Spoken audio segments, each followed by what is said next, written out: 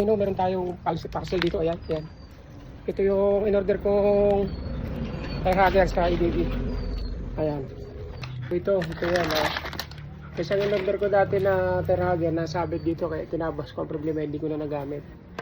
So ito yung bago nating order kasi tag-ulan na eh. Kung makikita nyo yung tilapsik ng aking motor, napakadumi. Yung stock. Kaya kailangan natin mag-extension ng pagpalit ng Terhager. So tara, magbabaklas tayo. Sabit, madali lang ito tanggalin. Ayan, ito muna on natin na alisin na tornilyong ito. Napakadali lang yung tanggalan.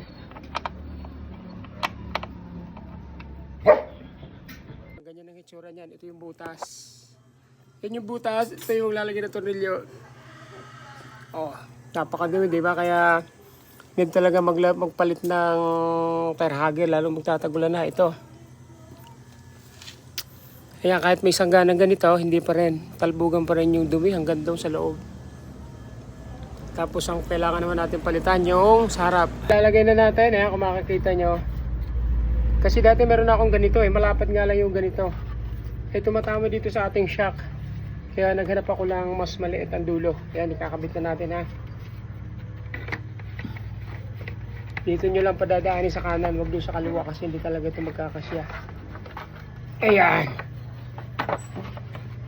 Ito yung pang PCX pero pwede ito sa ating IDB.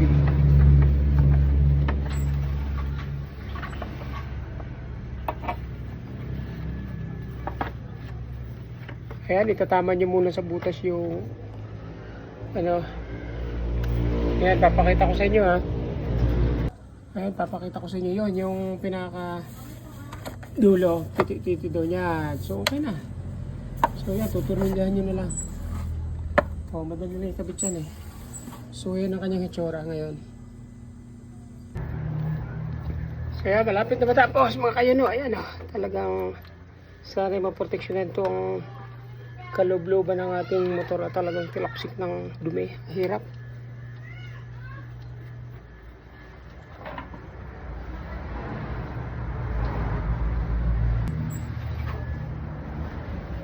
Maiksi, di ba? Ayan, kung makikita nyo. Maiksi siya So, ayan.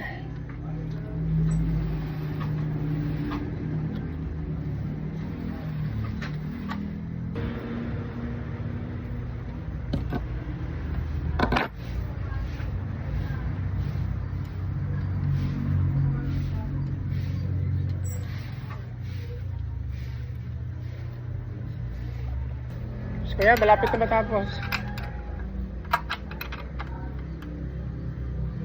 Okay.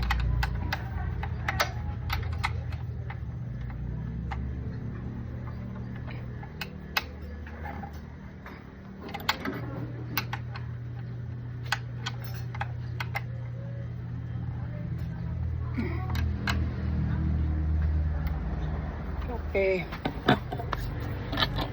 Ihigpitan na natin lahat kasi ito dapat hindi mo na pinagsasabay higpitan. Ayan.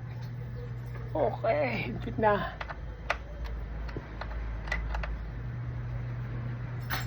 Yun. DB, ito na yung itsura ng ating Terhager. Ayan. Napakadumi, di ba? Kaya hindi talaga natin maglagay doon. Okay na ulit.